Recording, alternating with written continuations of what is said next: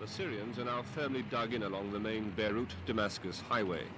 A forward unit, including tanks, have moved west along the Bekaa Valley and are now less than an hour's drive from the capital itself. Until now, the Syrians were perhaps regarded themselves as a strictly policing force, protecting the small outlying Christian towns and villages threatened by left-wing Muslim and Palestinian shells and mortars.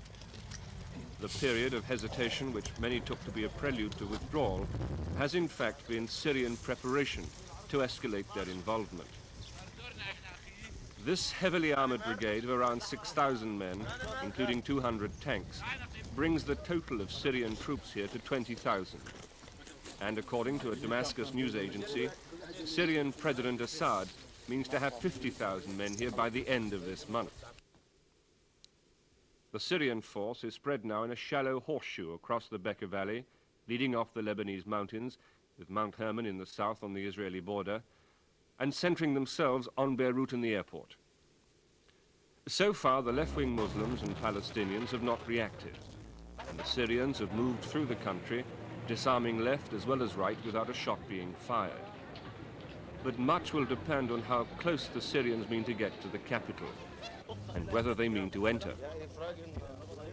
Despite their initial reluctance to be filmed, it was apparent that senior Syrian officers regarded themselves as the only force, the only solution to bring this 14-month-old civil war to an end, though they concede that it may mean an even bloodier war to do it.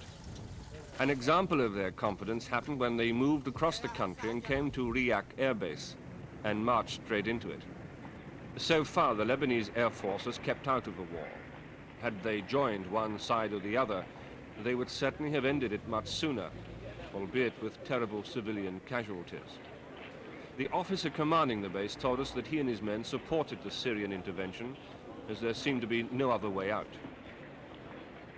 The Syrians have been welcomed by the Christian right, who until now have always regarded them as their enemy, and denounced by the left-wing Muslims, who until now have always regarded them as their friends. But it's the Palestinians who are fighting with, in fact directing the Muslim left against the Christian right, who must be watched most closely. Because what's happening here is not unlike what happened in a neighboring Arab state 5 years ago. And what the Palestinians fear most about the developments of the past 48 hours is that the Syrians mean to do to them here in Lebanon what King Hussein did to them so successfully in Jordan. Michael Nicholson, News at 10, Beirut.